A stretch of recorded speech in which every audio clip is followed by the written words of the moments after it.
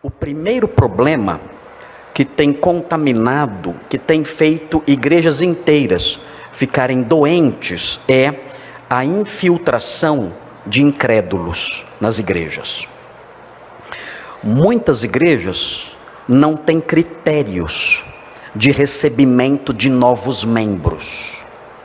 Aparece uma pessoa na igreja muito bem educada, e ela faz amizades, e em pouco tempo, em uma semana, 2 semanas, 3 semanas, ela é recebida ali naquela igreja como um membro da igreja, e muitos já são convidados inclusive para exercer funções até de liderança, porque às vezes são pessoas bem articuladas, e com isso, com essa falta de cuidado então, as igrejas têm sido infiltradas por pessoas que não nasceram de novo, por pessoas que não conheceram a graça que Jesus dá, por pessoas que nunca se aproximaram de Jesus Cristo e reconheceram o seu estado miserável de pecaminosidade, perdição e vileza, e nunca pediram ao Senhor: Senhor, perdoa-me, lava-me, transforma-me num herdeiro seu. Isso nunca aconteceu com elas, e elas vão chegando, e de repente a igreja está repleta de pessoas incrédulas. Isso acontece muito fortemente em igrejas arminianas, porque igrejas arminianas entendem que eles podem estabelecer inclusive metas de conversão. Então muitas igrejas arminianas, não todas, há arminianos mais moderados, mais sábios no seu modo de lidar com essas questões soteriológicas, mas muitas igrejas arminianas estabelecem metas de conversão, e dizem assim: este ano nós vamos batizar 70 pessoas, como se as conversões dependessem de alvos humanos, e então fazem de tudo para encher a igreja com 70 novos membros. Alguém passa na rua e já logo é capturado e colocado no hall de membros, porque passou na calçada da igreja.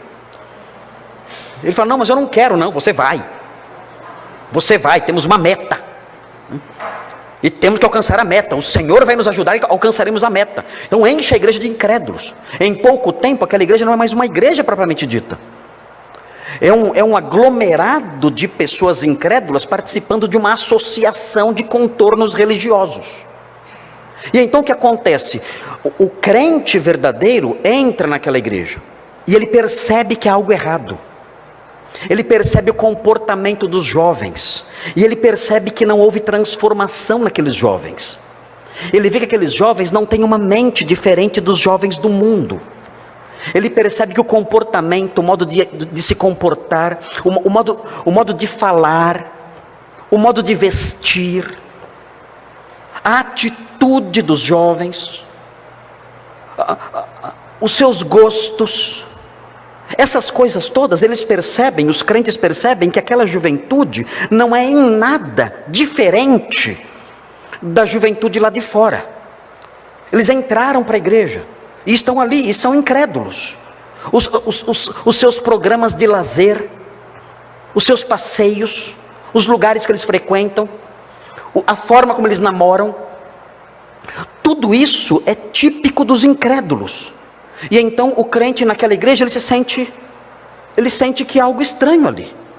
Ele nota que o ambiente ali não é um ambiente em que o Espírito Santo está atuando, trabalhando, santificando. Ele percebe essas coisas. Ele nota as preferências das pessoas, o que as pessoas daquela igreja estão buscando. Percebem que elas não estão buscando a palavra de Deus, a santidade de vida. Percebem que estão buscando apenas agitação, alegria, festa no culto, só essas coisas vazias. O que está acontecendo?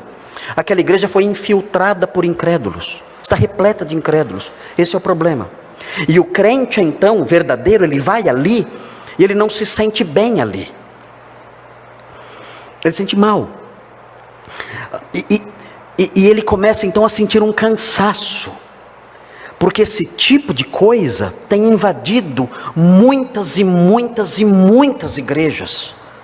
Está difícil nós encontrarmos igrejas onde haja um filtro, onde haja um cuidado especial, fazendo com que do rol de membros só participem pessoas que nasceram de novo. Nós sofremos com isso no passado. Por causa disso, hoje na nossa igreja, nós temos um critério muito rígido de recebimento de novos membros. Hoje nós recebemos 7 novos membros na nossa igreja. Alguns desses 7, antes de serem recebidos, permaneceram conosco 2 anos, para que nós os conhecêssemos, para que nós víssemos o seu testemunho de vida, para que nós fôssemos nas suas casas e estivéssemos perto deles, e conversássemos com eles, e ouvíssemos a sua história de conversão, e conhecêssemos o seu comportamento, a sua postura, a sua visão de vida, a sua visão de mundo, para sabermos se eram crentes de verdade, para então trazermos aqui diante dos irmãos, para serem recebidos como novos membros. Por quê? Porque sofremos muito no passado com a infiltração de pessoas não crentes na igreja. Quando Judas escreveu aos seus destinatários na sua única epístola, ele fala de um problema seríssimo que estava acontecendo entre ali os seus destinatários, na igreja dos seus destinatários. É um pouco incerto o local onde viviam os destinatários de Judas, talvez fosse a própria Palestina.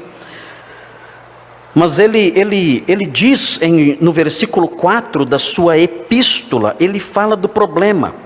Ele diz o seguinte: pois certos indivíduos, ele fala, Judas 4, ele diz, pois certos indivíduos se introduziram com dissimulação, eles entraram sorrateiramente, como serpentes, eles entraram na igreja, e veja o que aconteceu, eles se introduziram com dissimulação, e o texto prossegue os descrevendo, os quais desde muito foram antecipadamente pronunciados para esta condenação, homens ímpios dentro da igreja, homens ímpios, e a palavra ímpio significa a rigor irreverentes, pessoas irreverentes que não tinham temor de Deus, zombadores.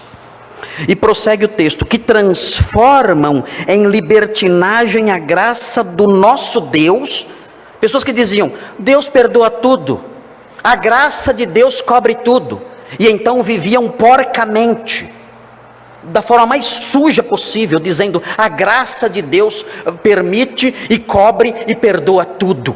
E abusavam da verdade de que a graça de Deus é perdoadora, não para serem gratos, mas para caírem mais ainda no pecado. Pessoas que não conheciam a salvação que há em Cristo, e tinham essa mentalidade. E o texto diz, e negam o nosso único soberano e Senhor Jesus Cristo. Eram incrédulos, abertos. Negavam que Jesus Cristo era a autoridade sobre a vida deles. E o que é interessante que Judas mostra, é que essas pessoas se tornaram líderes na igreja. Com o tempo, galgaram posição de destaque. Aí a desgraça está selada. Aí nós temos incrédulos, não somente sentados nos bancos, mas incrédulos liderando a igreja. E isso tem acontecido no nosso país. E por causa disso, muitos crentes do nosso país, nós inclusive, temos nos sentido cansados. Essas coisas nos cansam. Porque nós vemos o evangelho sendo pisoteado, vemos o evangelho sendo envergonhado por aí afora. Pessoas que se apresentam como evangélicos, cristãos, e no entanto têm uma vida tão suja, que com isso envergonham o nome da igreja de Cristo. É muito triste ver isso.